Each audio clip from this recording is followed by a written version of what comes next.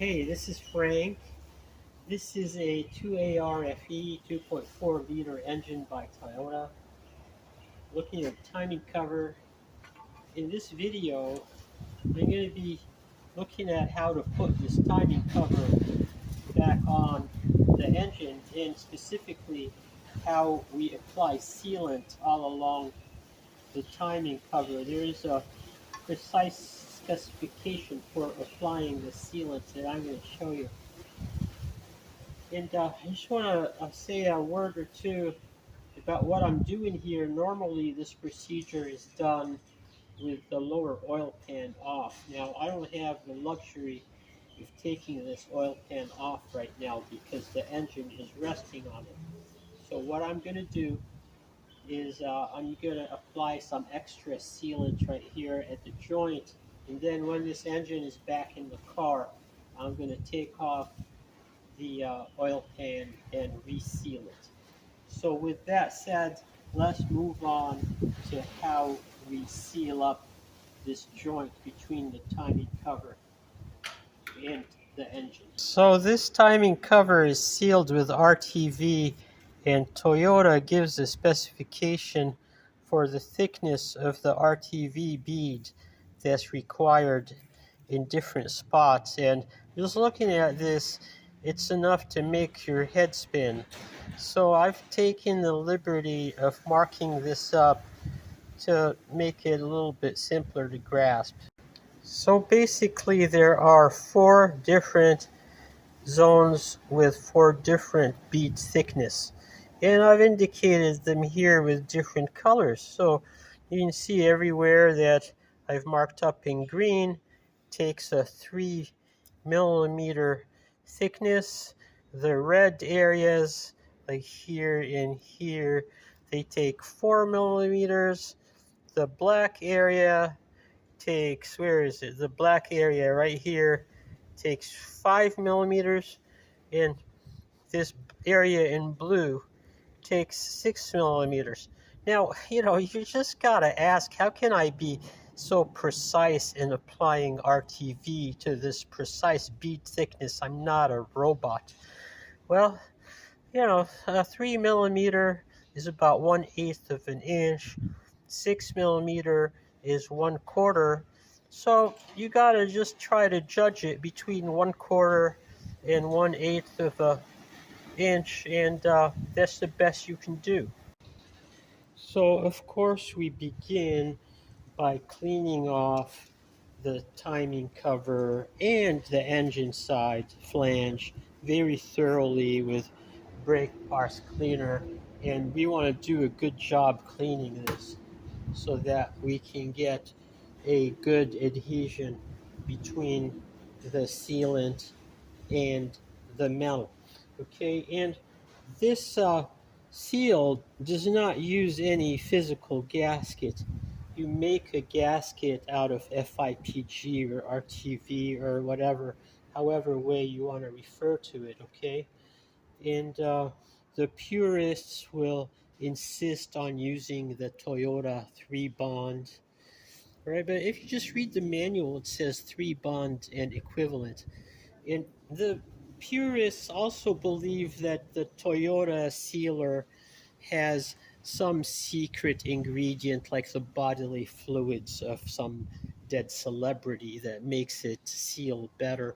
But I don't believe that, so I just use this Permatex brand, which is, as far as I've had experience with it, makes a very good and durable seal. So let's get to the part to how do we apply the correct thickness to every part of this flange. Okay, so this tube comes with a little applicator, and you can trim the applicator, the cone, to any diameter that you want.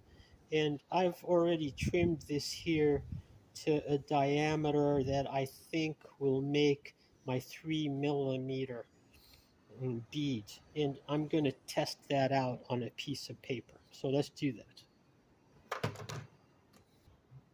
Okay, this is normally how you open it. Let's see.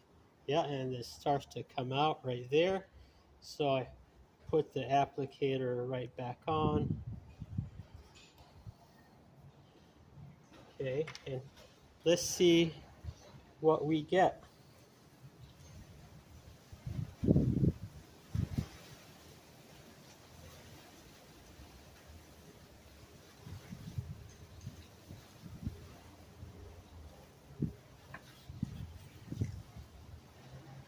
Alright, so is that an eighth of an inch? No, that's more like a 16th of an inch. So I need to open this applicator up a little bit more.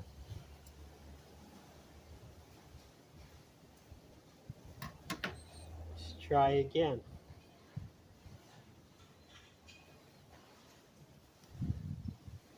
And is this an eighth of an inch? Yeah, this is pretty darn close to an eighth of an inch. And I could try to make this just a tiny little bit bigger. So I just made it a tiny little bit bigger. Alright, and that is a nice 3mm bead. So let's see, where do we go with 3mm? With 3mm, we go from the top down to the area of this tensioner, okay, and then we go from underneath the tensioner, okay, all the way down to the bottom. So let's do that. Let's see if we can pull this off.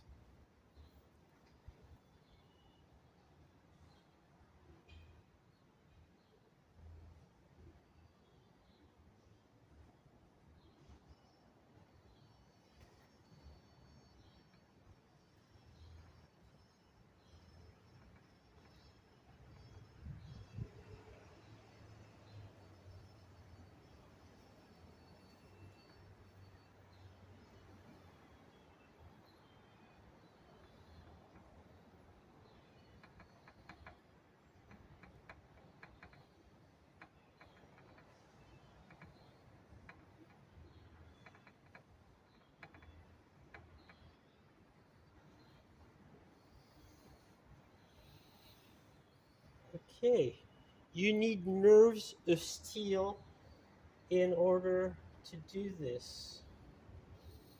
This needs to come up a little bit further.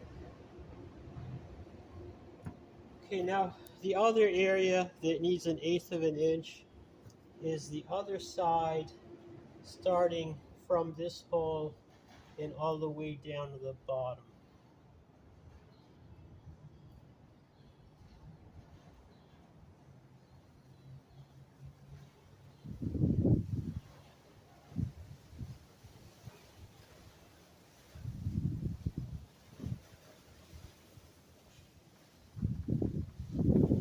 So this is kind of what a pastry chef does for a living, decorating a cake. And of course, they get paid way more than I do. Alright, so I think we've covered all of the 3mm areas. Now we need to move on to the 4mm area. And in this area right here, we need to be mindful that has to be a gap between this slot and the bead. But wait, I forgot one more 3mm area. It's the area of this bolt right here.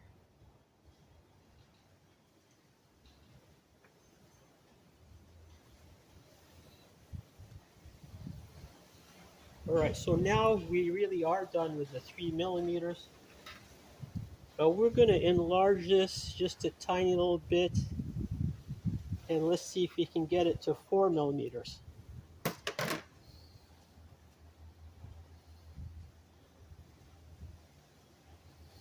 I'm going to call that 4 millimeters. So I'm going to start with this area right here, maintaining a gap. Oops. And I managed to stick my finger right in it here. So I have to reapply.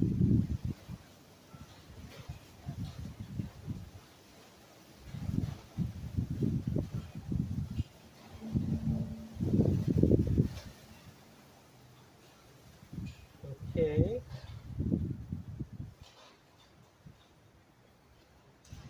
And the other 4 millimeter area is up here, down to this bolt hole.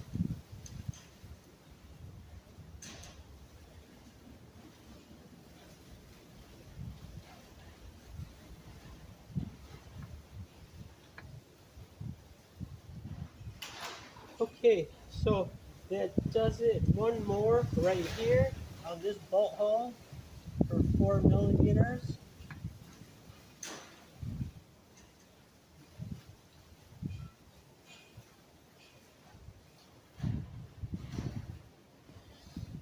Alright, so I'm trying to follow this as faithfully as I can, and nobody's perfect, okay? So we're just doing the best job we can. And there's one more area of 4 millimeter, or is there? No, we got them all covered. We got this, and we got this. So now we make this a little bit bigger, and we're going to go for 5 millimeters. So 5 millimeters is in black, and it's right underneath the tensioner right here.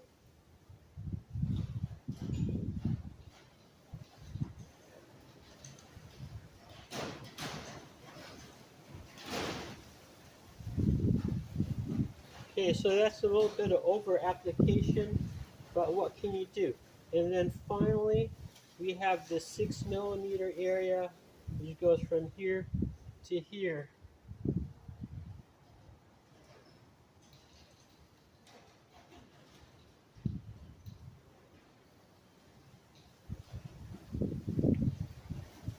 And I believe that we are done with the timing cover. Now what I'm going to go do on the motor is add extra sealer right at the bottom of the timing cover. So here we are back at the motor. I'm going to put extra sealer right here.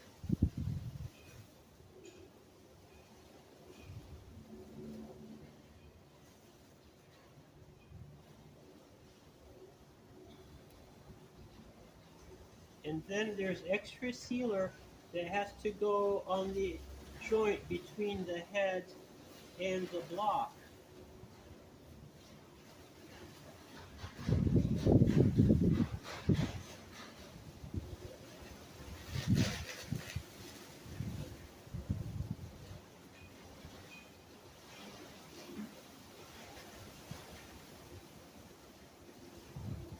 And now we should be ready to put the timing cover back on. So here is our timing cover. We have 3 studs that are going to help us to line it up. Okay, we got this one here.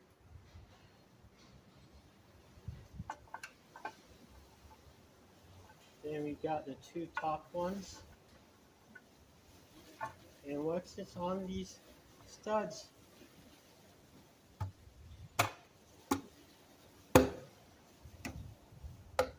all we have to do is slide it in, and then we'll get the bolts started.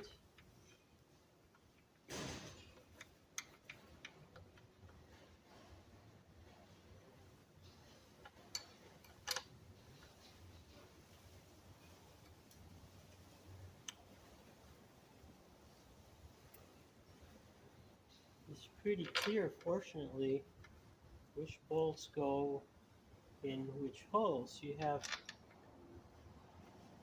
Or maybe not. Maybe it's not so clear. Yeah, it is clear.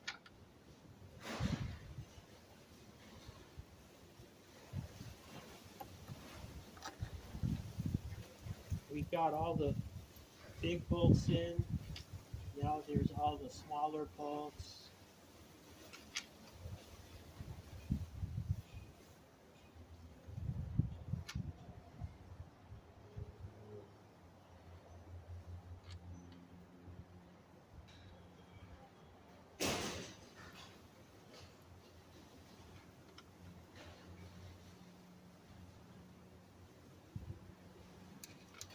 Oh, wrong bolt.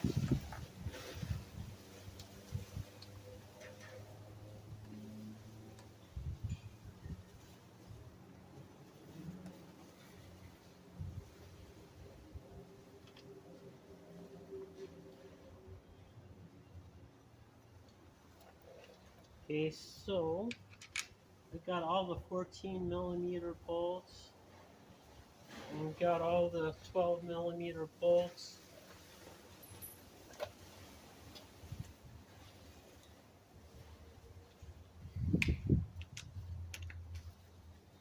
So now I'm gonna snug them in.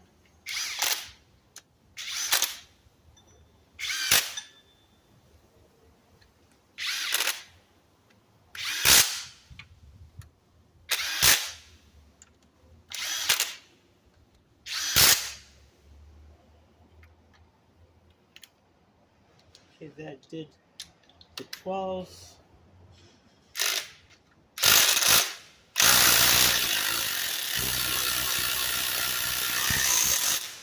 I don't know why that one had a problem.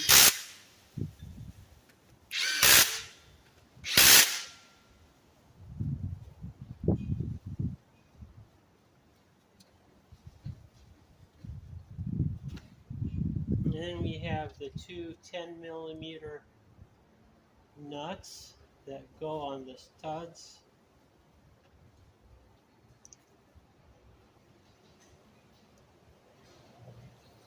Okay.